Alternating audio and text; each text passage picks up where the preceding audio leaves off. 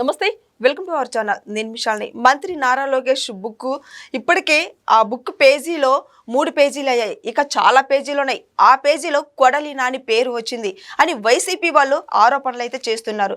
అయితే ఈ వైసీపీ వాళ్ళు చేసే ఆరోపణలు ఏ విధంగా చూడాలి, ఇలాంటి అంశాలను చర్చించే ముందు స్టూడియోలో మన ముందు ఉన్నారు అనలిస్ట్ అశోక్ కుమార్ గారు ఉన్నారు. వారిని అడిగి విషయాలను తెలుసుకునే ప్రయత్నం చేద్దాం. అశోక్ గారు నమస్కారం. నమస్తే అండి.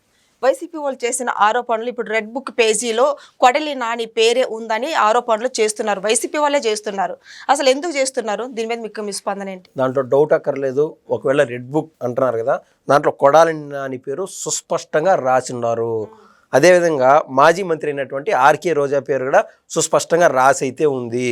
ఎందుకు అంటే కేవలం నారా లోకేష్ గారి తల్లిదండ్రుల్ని బూతులు తిట్టినందుకే కాదు, అక్కడ లోకల్గా ఆయా నియోజకవర్గాల్లో భాగంగా దాదాపు 200 కోట్ల పైచిలకు అవినీతి చేసి ఏదైతే ఇసుకను లూటీ చేయడం కావచ్చు, లేకుండా అంటే జగనన్న ఇండ్ల పేరిట ఆ రోజున కొడాలి నాని ప్రభుత్వం నుంచి ఆ టెండర్లు అన్నీ తీసుకొని ఏదైతే ఈ స్థలాలకు ఇల్లు కేటాయించారో అక్కడ మెరక చేస్తూ ఉంటారు అనమాట. మెరకలో భాగంగా పక్కన ఆయనకు సంబంధించినటువంటి ఆ చెరువులోనో దగ్గరలో ఆ మట్టిని తీసుకొని వచ్చి 7 వేసేదానికి ఒక్కొక్క దాన్ని అంతకు 10 అంతలు అంటే కాంట్రాక్ట్లో 1 లక్ష రూపాయలు విలువ చేసేదాన్ని 10 లక్షలుగా నోట్ చేయడము, ఈ రకాన ఆయన డబ్బు లూటీ చేశాడు. దానికి గవర్నమెంట్ నుంచి డబ్బులు పడతాయి కదా ఫండ్, ఆ ఫండ్కు సంబంధించి దాదాపు 16 నుంచి 18 మంది పేర్లు ఈయన ముఖ్య అనునాయుల పేర్లే ఇచ్చారు. అంటే ఆ కాంట్రాక్ట్లన్నీ ఈయనకు సంబంధించినటువంటి వ్యక్తులే చేసినట్టు. తర్వాత వీళ్ళ అకౌంట్లో డబ్బులు పడిన తర్వాత ఇప్పుడు 10 లక్షలు డబ్బులు పడినంటే వాళ్ళకు 30,000 డబ్బులు ఇచ్చేయడము, బ్యాంకుకు పోయి 9,70,000 రూపాయలు తీసుకొని వచ్చి ఈ యొక్క అప్పట్లో మంత్రిగా ఉన్నటువంటి కొడాలి నానికి ఇవ్వాలన్నమాట. ఆ రకాన 16 మంది దగ్గర ఆ 16 బ్యాంక్ అకౌంట్లు వాడుకొని 450 కోట్ల దాకా, అంటే దాంట్లో ఖర్చు బాను కూడా 200 కోట్ల దాకా ఈ యొక్క కొడాలి నాని లూటీ చేసినట్లు స్పష్టంగా ఆధారాలు ఉన్నాయి. ఈ క్రమంలోనే ఈ కొడాలి నానికి గతంలో హార్ట్ పేషెంట్గా ఉండి ఆయన ఇంక ఉంటాడా ఊడతాడా అన్నట్టు 2-3 రోజులు అక్కడ ఎన్నో హాస్పిటల్ ఉండి వచ్చాడు హైదరాబాద్లోను. తర్వాత విదేశాలకు పోవడం ఇవన్నీ చూసాం. అయితే చావు తప్పి కన్ను లొట్టబడినట్టు ఆ రోజున రెడ్ బుక్ పేజీలో కొడాలి నాని పేరు ఇంత లావు రాసినారు అని ఆయనకి అర్థంగానే ఆ రోజున అప్పటికే వల్లంనేని వంశీమోహన్ అరెస్ట్ అయినాడు. ఇదే గతి కొడాలి నానికి పడతాదని చెప్పి ఆయన ఈ డ్రామాకి తెరలేపడం, అది కాస్త టెన్షన్ సివియర్ అయిపోయి ఆయనకు నిజంగానే హార్ట్ అటాక్ వచ్చినట్టుగా అర్థమవుతుంది మనకు. ఏదేమైనా కూడా అప్పటి నుంచి ఎందుకో విజిలెన్స్ దర్యాప్తు కొద్దిమేర నెమ్మదించింది.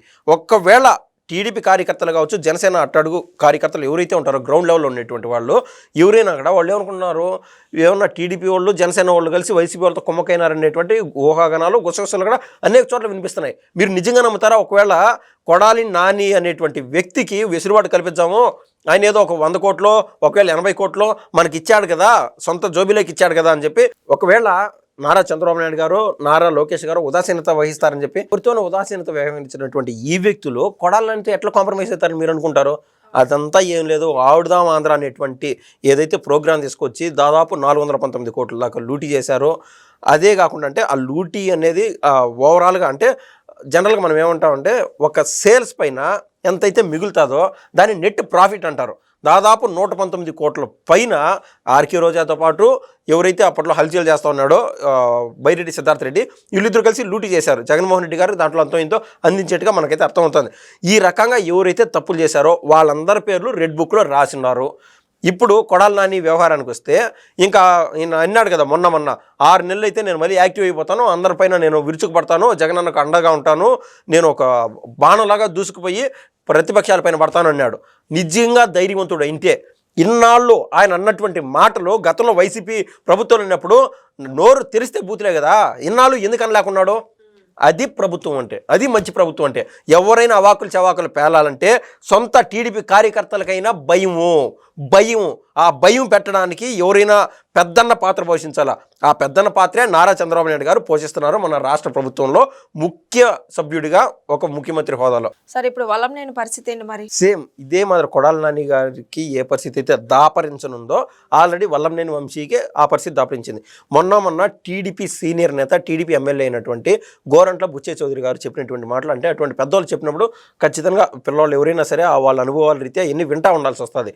అప్పుడు ఆయనకు మర్యాద బాధగా చెప్పాడంట, అన్న నేను మాదిరి వైసీపీ ప్రభుత్వం వాళ్ళు ఇబ్బంది పెడతానే ఉన్నారు, జగన్మోహన్ రెడ్డి గారు సీఎంగా ఉన్నారు కదా, అక్కడి నుంచి లైనప్ నన్ను ఇబ్బందులు పెడతా ఉన్నారు, నేను గతంలో చేసినటువంటి కాంట్రాక్టుల పైన తొవ్విలు లోడుతున్నారు, నేను ఎవరికైనా పేదవాళ్ళకి ఏదైనా మంచి చేద్దామని చెప్పి ఇళ్ల పట్టాల గురించి మాట్లాడుతూ ఉంటే దానికి అడ్డుపనులు వేస్తున్నారు, నేను ఇంక ఈ పార్టీలో మనుగడ కొనసాగించలేను, నా పరిస్థితి ఏమీ అర్థం కాలేదని చెప్పి టీడీపీలోని కొద్దిమంది ఎమ్మెల్యేలతో ఈయన పంచుకున్నటువంటి క్రమంలో అదేవిధంగా గోరంట్ల బుచ్చయ్య చౌదరి గారితో ఈయన మాట్లాడినాడంట.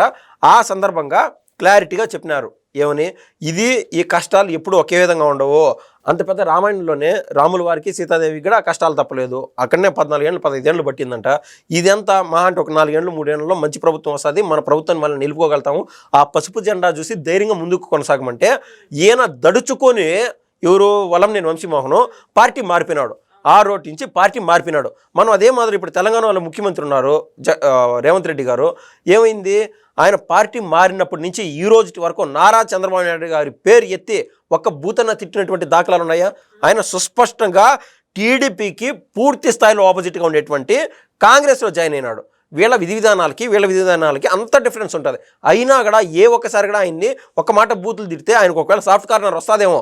ఒకవేళ మనం సహజంగా అంటే కాంగ్రెస్లో ఒక పిసిసి హోదా కావాలన్నా కూడా అంతకు మించి ఒకవేళ ముఖ్యమంత్రి కావాలన్నా కూడా అక్కడ ఉండేటువంటి చుట్టూ పార్టీలోనే అందరి వ్యక్తుల్ని ప్రసన్నం చేయాలి. నేను అసలు కాంగ్రెస్ కార్యకర్తగా దాన్ని శీల పరీక్ష చేసుకోవాలి ఒక మాటలో చెప్పాలంటే.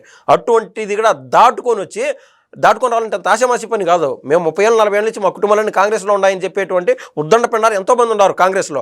కానీ రేవంత్ రెడ్డి ఒక్క మాట కూడా బూతు తిట్టకుండా ఆ స్థాయికి వచ్చాడంటే రియాలిటీ అది ఏదంటే ప్రజలపైన ఇష్టం కావచ్చు, నమ్ముకున్నటువంటి నాయకుడికి మనం ఇచ్చేటువంటి గౌరవం కావచ్చు.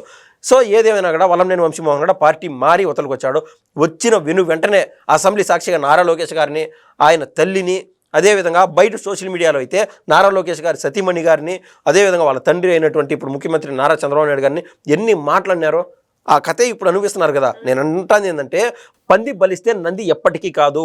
ఒకవేళ వాళ్ళ సమయం వచ్చింది, వాళ్ళ సందర్భం వచ్చింది, వాళ్ళు మినిస్టర్లు అవ్వచ్చు, ఎమ్మెల్యేలు అవ్వచ్చు, ప్రభుత్వం వాళ్ళ చేతల్లో ఉండొచ్చు, ఎంత నిండుకుండాలా ఉండొచ్చు కాక, కానీ ఆ పరిస్థితిని చూసి నేను అన్నట్టు బలిసినాము కదా అనుకుంటే నంది ఎంతసేపటికి కాలేదు. తిరిగి చూసేలోపు ఆ రోజు జగన్మోహన్ రెడ్డి గారు అంటూ ఉన్నారు కదా, దేవుడు రాసిన స్క్రిప్ట్ అనే.